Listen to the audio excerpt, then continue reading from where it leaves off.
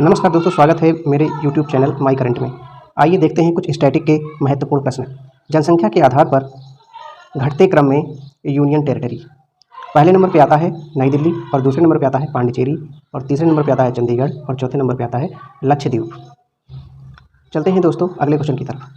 राष्ट्रीय ग्रामीण स्वास्थ्य मिशन की शुरुआत कब की गई थी? तो दोस्तों की गई थी 12 अप्रैल 2005 में, और ऑपरेशन इस्माइल लापता बच्चों के लिए शुरू किया गया था, जो कि 2020 में स्टार्ट किया गया, जिसमें 351 गुमशुदा लोगों की रिकवरी की गई थी। सबसे बड़ा संग्रहालय दोस्तों कहाँ पे है?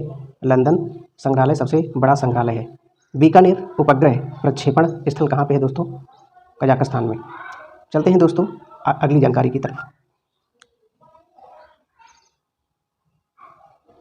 विक्रम साराभाई अंतरिक्ष केंद्र इसरो का सबसे बड़ा सर्वाधिक महत्वपूर्ण केंद्र है दोस्तों, और इसका जो पूर्व नाम था वो था थम्बा भूमध्यरेखीय रॉकेट प्रक्षेपण केंद्र, जो कि 1962 में बनाया गया था। अंतरिक्ष कार्यक्रम के जनक कौन थे दोस्तों? तो ये थे विक्रम साराभाई, और हेडक्वार्टर कहाँ पे है दोस्तों? तिरुवनंतपुरम में। इसका कार्य क्या होता है? यहाँ पर रॉकेट प्रक्षेपण यान एवं कृत्रिम उपग्रह का निर्माण और उनसे संबंधित तकनीकी का विकास किया जाता है, और इसके निदेशक हैं डॉक्टर उन्नी कृष्णन नायर, यानी दोस्तों डायरेक्टर कौन है इसके दोस्तों? डायरेक्टर है उन्नी कृष्णन नायर, और स्थापना दोस्तों हुई थी 21 नवंबर 1963 में। देख लेते हैं दोस्तों इसरो के बारे में। इंडियन स्पेस रिसर्च ऑर्गेनाइजेशन, भारतीय अंतरिक्ष रिसर्च संगठन, स्थापना दोस्तों कब हुई थी? 15 अगस्त 1969 को, और इसके जो अध्यक्ष हैं वो हैं एस सोमनाथ जी, और हेडक्वार्टर है बेंगलुरु कर्नाटक। उद्देश्य दोस्तों क्या है? इसरो का उद्देश्य क्या है? मानव जाति की सेवा की में अंतरिक्ष प्रौद्योगिकी। ब्लू मस्जिद किस लिए फेमस है दोस्तों? इस्तांबुल में सुल्तान अहमद मस्जिद के नाम से भी प्रसिद्ध है, और इसको 6 मीनार वाली मस्जिद भी कहा जाता है। इलाहाबाद के स्तंभ में इसकी उपलब्धियां उत्कीर्ण हैं। समुद्रगुप्त की जो उपलब्धियां का उल्लेख किया गया है वो है इलाहाबाद का स्तंभ। भारत के राष्ट्रपति का नाम, जो कि असम से आते हैं दोस्तों, उनका नाम है फखरुद्दीन अली अहमद, जो कि भारत के 5वें राष्ट्रपति थे।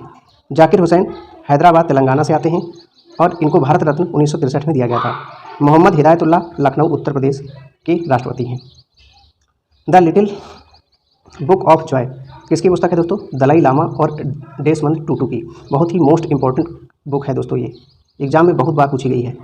Modi shaping a global order influx, अभी हाल ही में पुस्तक रिलीज की गई है जेपी नड्डा के द्वारा। जेपी नड्डा जो कि बीजेपी के क्या हैं दोस्तों?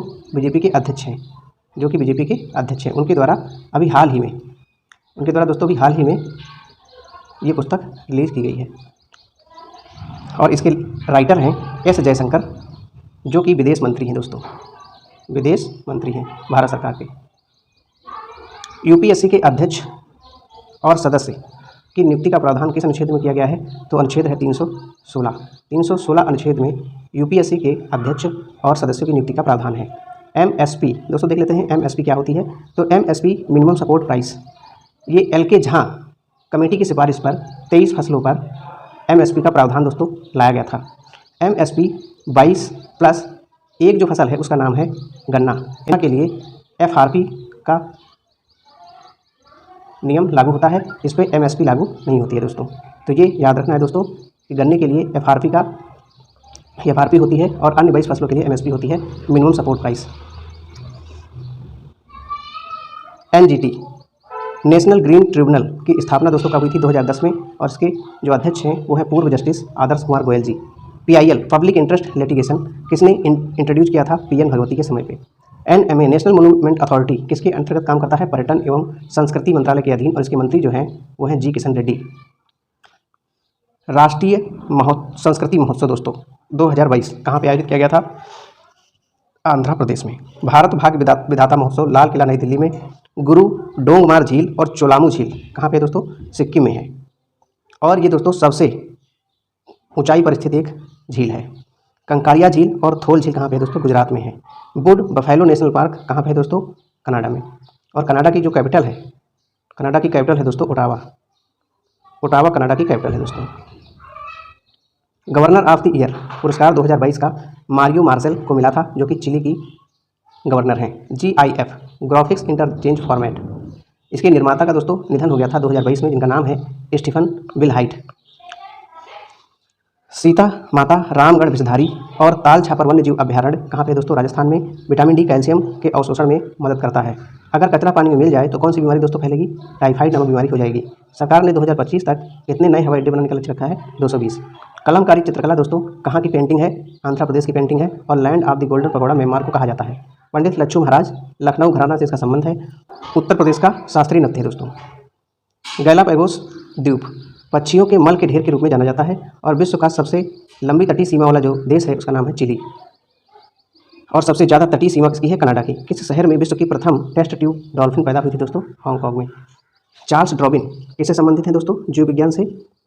और आइजैक न्यूटन भौतिक विज्ञान से। और अल्बर्ट आइंस्टीन का भी संबंध भौतिक विज्ञान से है। और कॉपरनिकस जो है वो खगोल शास्त्र से संबंध रखते हैं दोस्तों। चलते हैं आगे की तरफ। राष्ट्रीय पशु के रूप में बाघ को किस वर्ष मान्यता दी गई थी? 1973 में। टाइगर या बाघ दिवस कब मनाया जाता है दोस्तों? 29 जुलाई को। और PDF पोर्टेबल डॉक्यूमेंट फॉर्मेट इसका फुल फॉर्म होता है दोस्तों। और बांग्लादेश में किस प्रकार की सरकार है? ये है दोस्तों संघीय गणराज्य। और भारत में यदि देखा जाए कि भारत में किस प्रकार की सरकार है तो ये है दोस्तों अर्धसंघीय। अर्धसंघीय दोस्तों ढांचा देखने को मिलता है भारत में, यानी क्वासी फेडरल इसको बोल सकते हैं आप। भारतीय रिजर्व बैंक वाणिज्यिक बैंक को जिस दर पर अल्पकालीन ऋण देता है उसे क्या कहा जाता है दोस्तों? तो उसे कहा जाता है रेपो रेट। उसे क्या कहा जाता है दोस्तों? रेपो रेट कहा जाता है। और जब बैंकों के पास में एक्सेस में पैसा हो जाता है, यानी जब ज़्यादा पैसा हो जाता है, तो RBI के पास में वो धन रखते हैं, तो उस धन पर RBI बैंकों को कुछ ब्याज देता है दोस्तों। तो उस पर्टिकुलर इंटरेस्ट रेट को क्या बोला जाता है? Reverse repo rate. यानी रिवर्स रेपो रेट पर ही RBI बैंकों को ब्याज देता है। रिवर्स रेपो रेट दोस्तों। प्याज में खाद्य पदार्थ किस रूप में संचालित होते हैं? तो सेलुलोज के रूप में। और गंध जो प्याज में आती है वो किसकी वजह से आती है दोस्तों? पोटेशियम के रूप में। पोटेशियम की वजह से प्याज में गंध दोस्तों। और जो आंसू यानी जो आंखों से आंसू आने लगते हैं वो सल्फर गैस की वजह से आने लगते हैं दोस्तों। Sulphur. Living root bridge UNESCO की विश्व धरोहर स्थल की अस्थायी सूची में शामिल है दोस्तों। और लिविंग रूट ब्रिज कहाँ पे दोस्तों? ये है मेघालय में, यानी मेघालय में लिविंग रूट ब्रिज है दोस्तों। Thank you so much for this session.